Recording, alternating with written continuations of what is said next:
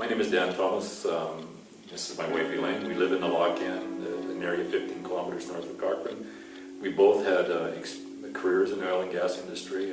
I worked in the oil and gas industry domestically for about 10 years, 20 years internationally. And Elaine spent about 8 years inside a downtown Calgary oil company as well. We bought this land about 20 years ago.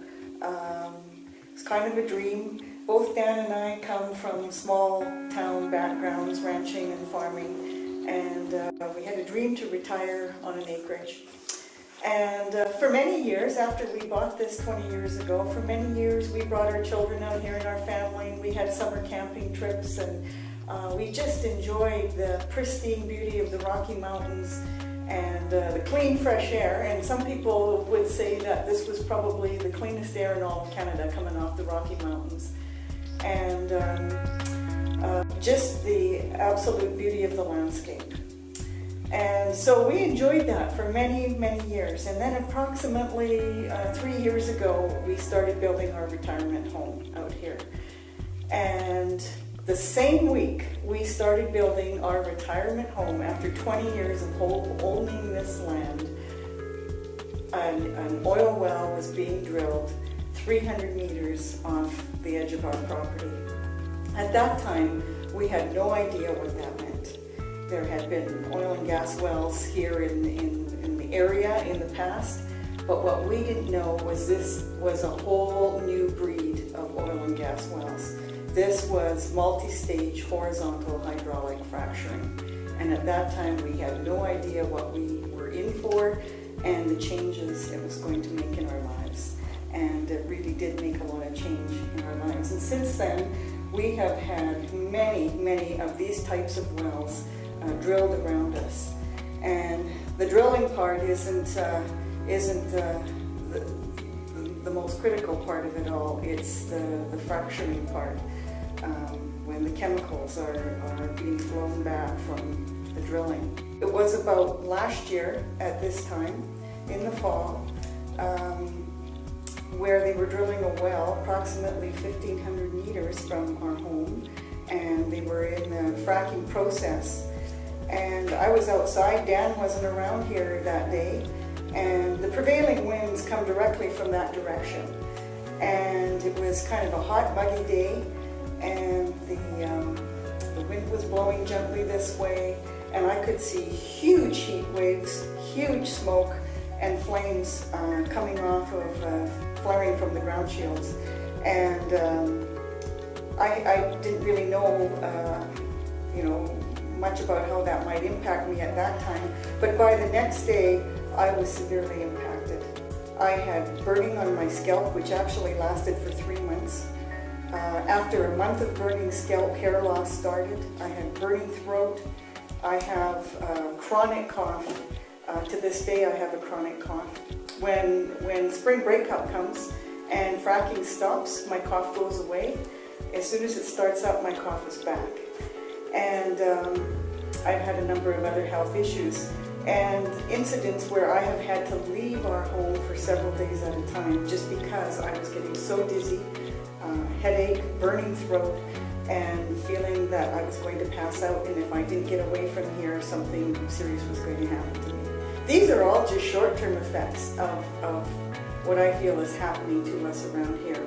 Who knows what the long-term effects are when you've been chronically exposed to these kinds of toxins up in the air.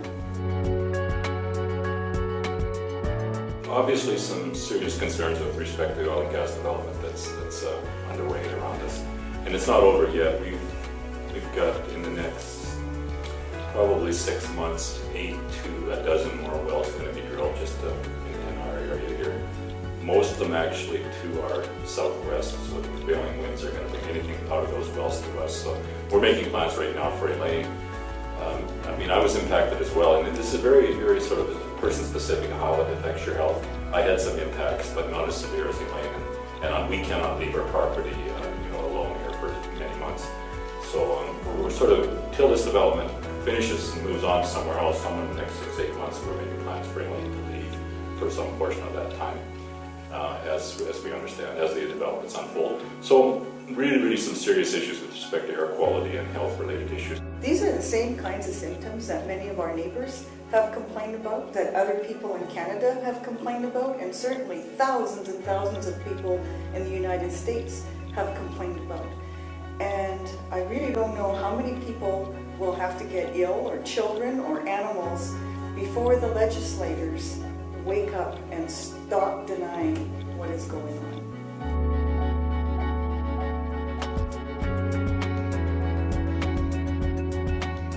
We've got a well being drilled directly to the southeast of us right now.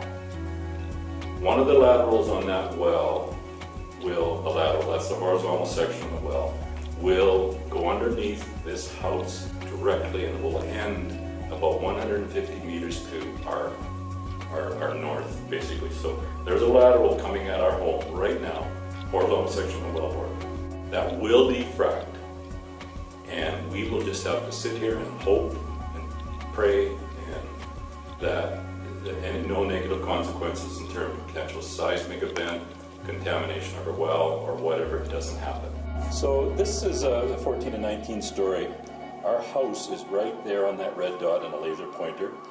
This is the pad site, and there's 4 laterals going to come out of that well, 1, 2, 3, and 1 going south as well. So these wells basically will go down about 2,500 meters vertically. They will kick off horizontally, vertically and horizontal, and eventually just head straight over towards our house.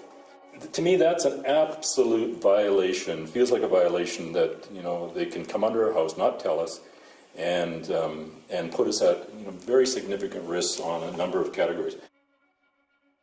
So I objected and told them why I felt we were at risk, and I gave them a whole series of ideas what they could do to protect this. I said, give me a junior engineer, and I'll give you a half a dozen ideas on what you need to do to make me feel protected. Things like, tell me when the frac starts, and if we notice some kind of a seismic movement or something movement in our house, we'll come over, we'll tell you. Or I'll put some seismic monitors on my property, even better. But I'll work with you to try to minimize the risk to us. Secondly, I need you to do some serious baseline testing on my water well, and probably my neighbor's water well as well. And by the way, that's not a chemical and a biological test like the local public health people do. This needs to be a very significant set of water tests. You know, $5,000-6,000 to do a proper well test that includes dissolved gases and things like that. So I need you to do that. So basically, you know, just I'll work with you on this. So, like I said earlier, I offered to work with the oil company and even with the board to help them, you know, make me feel more comfortable with respect to putting a fracked oil well right underneath our new house here. So I laid out, I gave them a two-page, this is part of a whole pile of documents that I've sent them, but basically this is here are the risks, here's some of the causes of it, here's the evidence that I think I have that says this is a risk, and here's some ideas on how you could mitigate that risk. So the response I got back to my multiple numbers of memos to the board and the oil company was, the one from the oil company basically ignored me completely. The board basically came back with the AER notes that the pad site is a considerable distance from your lands and your residence. What relevance does that have? It's 1.5 kilometers from our house. Subsurface was the issue that I was trying to talk about. You have not demonstrated that your home water well or business will suffer any direct adverse impact from the wells. So I guess basically what they're saying, until post the well being drilled and our well is contaminated, that's the only kind of evidence they will accept that, you know, we've got a problem to deal with. So I guess the end of the story here is that, the end of this story is that the well is proceeding. We'll go outside and take a look at it.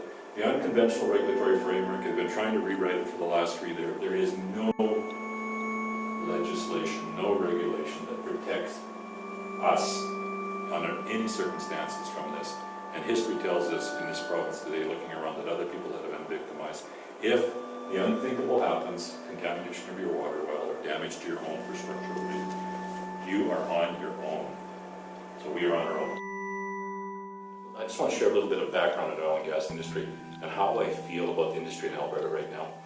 We're not trying to stop oil and gas development in Alberta. Obviously, both Elaine and I worked in the industry, have a good living from the oil and gas industry. And we don't want to demonize anybody that happens to be in the industry right now in terms of some guy working out there on a rig or driving a truck or whatever. That's no purpose. And in fact, some of them are as upset as we are. I've talked to people driving graders and cats, and they say things like, "We just can't believe what they're doing to your lands out here." You know, the amount of, and this is just the surface stuff. You know, tearing up good farmland and stuff like that. So, I guess in a nutshell, for me, the only way I can really say it is that I am absolutely deeply ashamed of how this industry is, how the oil and gas industry is operating in Alberta today. There's no other words. I still feel I'm part of it because I came out of it, but I am so ashamed of how this industry is operating today, how it is impacting a segment of the rural, increasingly significant segment of the rural population. You know, the evidence is out there, the people are starting to talk. It truly is appalling from one perspective in terms of the hurt that is being caused to a segment of the rural population, and it's also appalling from another perspective, is that there are solutions to this. This can be done differently. This can be done safely. The only big question mark, maybe the sleeping dragon in this whole scenario, is the water. Water is still, I don't want to say whether we can actually frack a well and effectively protect the aquifer and the water wells. That's still a question for me. Everything else, the air contamination, absolutely can be fixed. We could stop today.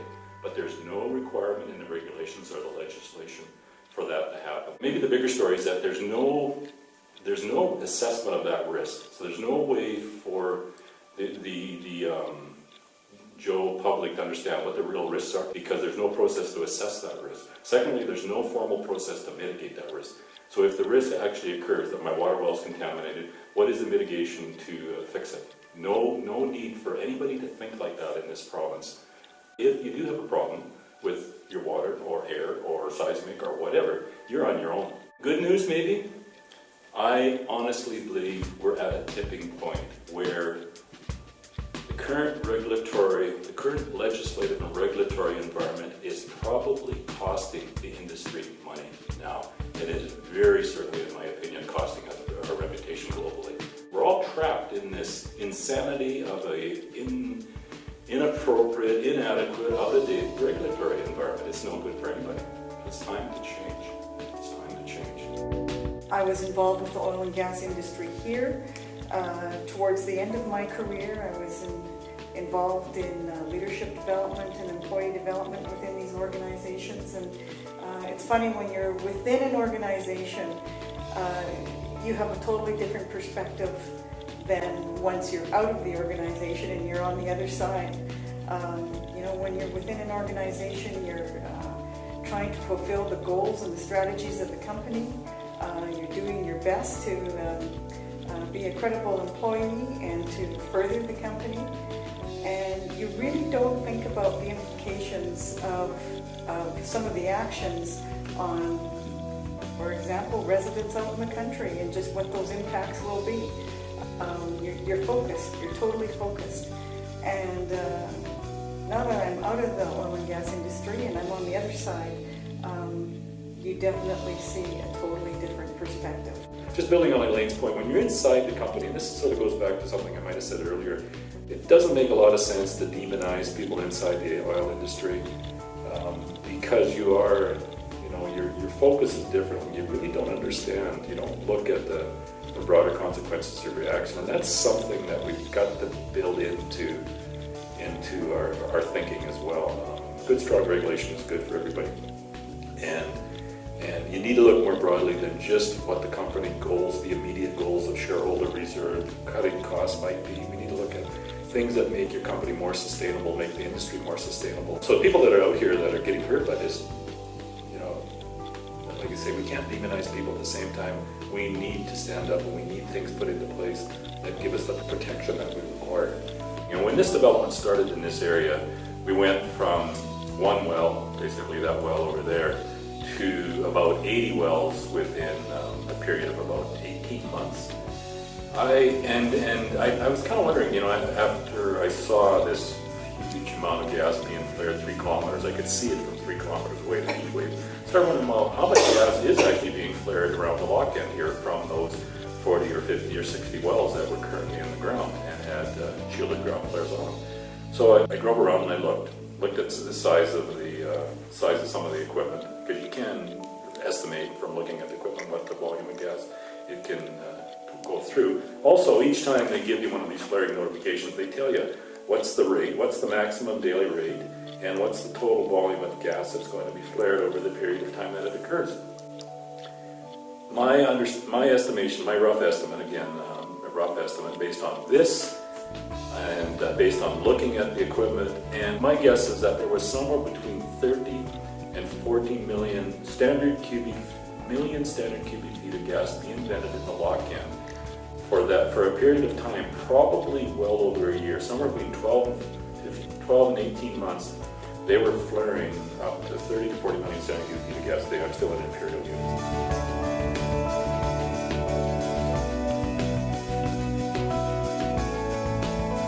So significant amount of gas, unconscionable, and some of that toxic in the early parts of the flowback phase of the well, completion phase of the well. Greenhouse gas effects, global warming effects, unbelievable, just absolutely unnecessary and unconscionable, and there's words fail when you kind of describe that kind of thing. But it does sort of going back to the health impacts people were finding. There was a lot of gas being flared in this area during the time that these people were suggesting, were feeling ill and having to leave their homes. To me, and Elaine and I talked about this a lot, the truth is there. People are being hurt by this.